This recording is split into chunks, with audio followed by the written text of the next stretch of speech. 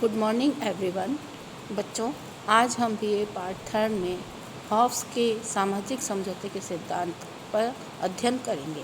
सामाजिक समझौते के सिद्धांत पर चर्चा करने से पहले मैं आपको ये बता चुकी हूँ कि हॉब्स एक संविदावादी विचारक था, जिसने ये माना कि राज्य की उत्पत्ति समझौते के माध्यम से हुई है।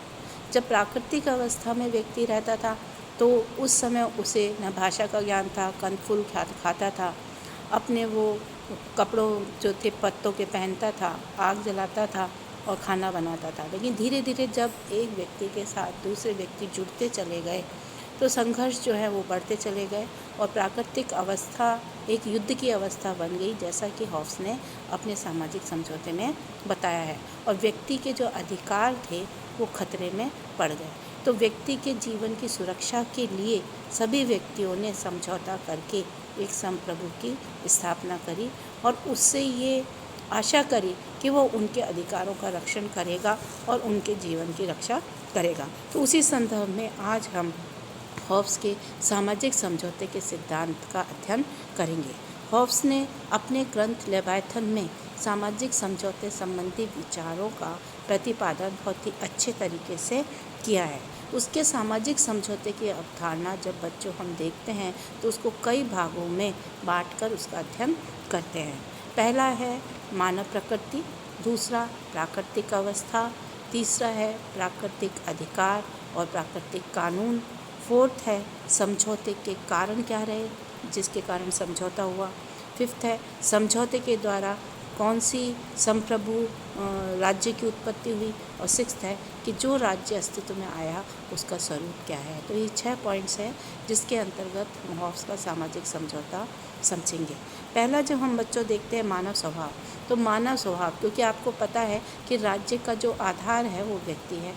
राज्य किसके लिए बना है? व्यक्ति के लिए बना है। तो मानव प्रकृति की बात आती है तो हॉब्स ने मानव प्रकृति का विवेचन बड़े ही सुंदर ढंग से किया है।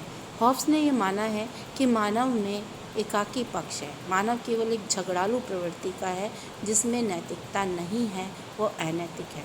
तो हॉब्स ने मानव प्रकृति की व्याख्या करते हुए कुछ उसके जो तत्व हैं या जो उसके गुण हैं या जिसे हम कहेंगे जो उसकी बुराइयां हैं उनको सामने रखा है।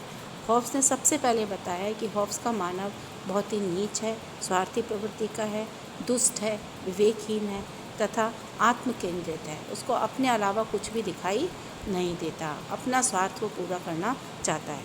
दूसरा उसने मानव प्रकृति के लिए हॉब्स ने बताया कि मानव एक यंत्र है, संवेदनाएं हैं, संवेदनाएं युक्त मशीन है, लेकिन वो संवेदनाएं जो है वो नैतिक आधार पर नहीं है। संवेदनाएं बाहरी जगत के संपर्क में जब व्यक्ति आता है तो वो अच्छाई की तरफ तो आकर्षित होता है और बुराई की तरफ विकर्षित होता है। तो हॉब्स ये कहता है कि व्यक्ति की प्रवृत्ति ये है कि वो अच्छा ही अच्छा प्राप्त करना चाहता है, क्योंकि वो आत्म केंद्रित है। जो उसे अच्छा लगता है वो ही वो लेना चाहता है और जिसमें उसको कष्ट होता है वो कार्य वो नहीं करना चाहता है। तो वो एक स्वप्रेरित हो गया, स्वार्थी व्यक्ति हो गया।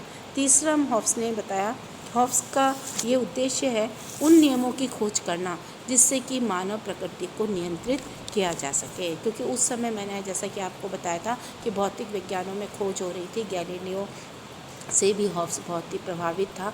नार्वे के स्पंदन के जो नियम थे वो भी आ रहे थे। तो जिस तरीके से पदार्थ को नियंत्रित करने की बात प्राकृतिक विज्ञानों में हो रही थी तो हॉब्स ने भी कहा कि कुछ ऐसे सर्वमान्य नियम बनाए जाए जिससे कि इस स्वार्थी मानव को नियंत्रित किया जा सके, है ना। तो उसने इस तरीके के नियम बनाने की कोशिश करी। हॉब्स का ये मानना था कि मानव एक पिंड है। उसने मानव को संवेदनाएं युक्त मशीन तो माना पर पिंड माना जिसमें अच्छे बुरे का कोई भी ज्ञान नहीं है। तो हॉब्स मानव प्रकृति का मनोवैज्ञानिक विश्लेषण करना चाहता था और उसके आधार पर ही वो अपने राजनीतिक सिद्धांत का निर्माण करना चाहता था। फोर्थ है मनुष्य की उसने प्रवृत्ति बताई कि मनुष्य हमेशा सुख प्राप्त करना चाहता है, आनंद प्राप्त करना चाहता है, क्योंकि उसका मनुष्य स्वार्थी है। वो दुख की अनुभूति मात्र से भी सिहर जाता है, उसको कष्ट बिल्कुल ही सहनीय नहीं है। तो वो हमेशा आनंद की प्राप्ति करना चाहता है, वह अच्छाई की तरफ आकृष्ट होता है और जो बुराई है या जिसमें उसको कष्ट होता है उससे वो विकर्षित होता है। फिफ्थ हॉब्स ने बताया कि मनुष्य अनंत इच्छाओं वाला प्राणी है, क्योंकि हॉब्स का एक कथन है कि मनुष्य की शक्ति पिपासा की होड़ उसकी मृत्यु के साथ ही समाप्त होती है। तो वो बहुत ही महत्वाकांक्षी है, वो निरंतर शक्ति का अर्जन करना चाहता है। सिक्स्थ उसने बताया कि मनुष्य अपनी संपत्ति से बहुत प्रेम करता है, वो अपनी संपत्ति को सुरक्षित रखना चाहता है। मानव स्वार्थी है, वह आपस में लड़ता झगड़ता रहता है और संपत्ति को वो बढ़ाना चाहता है। तो इस तरीके से हॉब्स के सामाजिक समझौते का पहला चरण है मानव प्रकृति। तो कुल मिला के हम कह सकते हैं कि हॉब्स ने मानव प्रकृति की जो व्याख्या करी है उसमें उसने मानव में बुराइयों को देखा है। उसने मानव को एक स्वार्थी, अहंकार युक्त, एक लोभी, एक सहानुभूति जिसमें बिल्कुल नहीं है, करुणा जिसमें बिल्कुल नहीं है, एक भयभीत, एक डरपोक, इस किस्म का मानव उसने माना है। अब बच्चों हम दूसरा देखते हैं प्राकृतिक अवस्था। तो जैसे मानव प्रकृति होगी वैसी ही प्राकृतिक अवस्था होगी, क्योंकि प्राकृतिक अवस्था में ही मानव रहता था।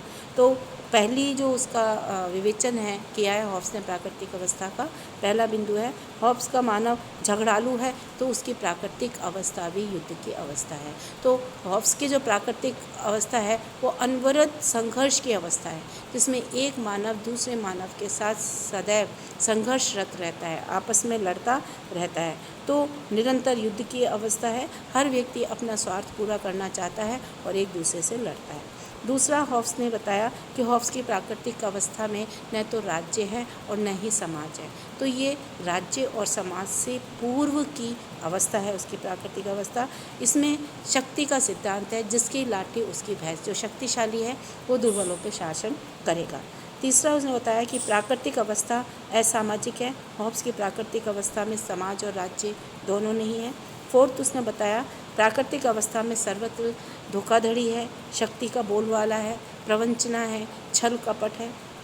नेक्स्ट पॉइंट बताया कि प्राकृतिक अवस्था में क्या उचित है, क्या अनुचित है, क्या न्याय है, क्या अन्याय है, क्या धर्म है, क्या अधर्म है। इस तरीके की कोई विचार शक्ति नहीं है और न ही कोई ऐसी संस्था है कि जो इस संबंध में निर्णय ले सके, क्योंकि प्राकृतिक अवस्था में राज्य नहीं है तो कोई नियम कायदे भी नहीं है। जो मनुष्य शक्तिशाली है वह अपने अनुसार नियमों को बना लेता है। नेक्स्ट उसने बताया कि प्राकृतिक अवस्था में मनुष्य का जीवन एकाकी है, निर्धन है, कुत्सित है, पशुतुल्य है।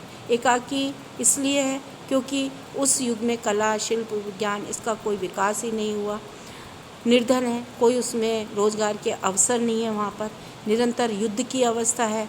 मानव जो है वो बुरी संगति में है, उसमें जो अनैतिक गुण है उनका बोलबाला है, हत्या हिंसा का बोलबाला है, पशुतुल्य है।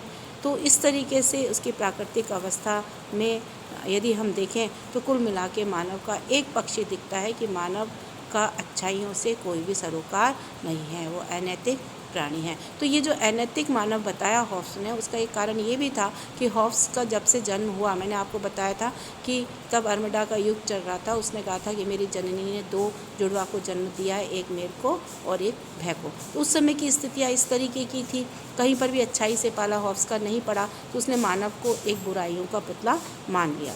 नेक्स्ट उसकी प्राकृतिक अवस्था है कि व्यक्तिक संपत्ति का अभाव है, व्यक्तियों के पास स्वयं की संपत्ति नहीं है, नैतिकता का अभाव है।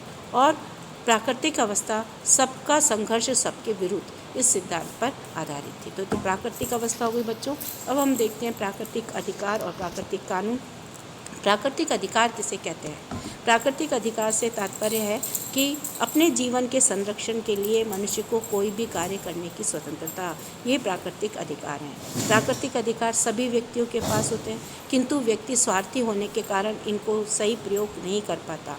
प्राकृतिक अवस्था में आपसी सुरक्षा के लिए जो नियम बनाए जाते हैं वो प्राकृतिक कानून है।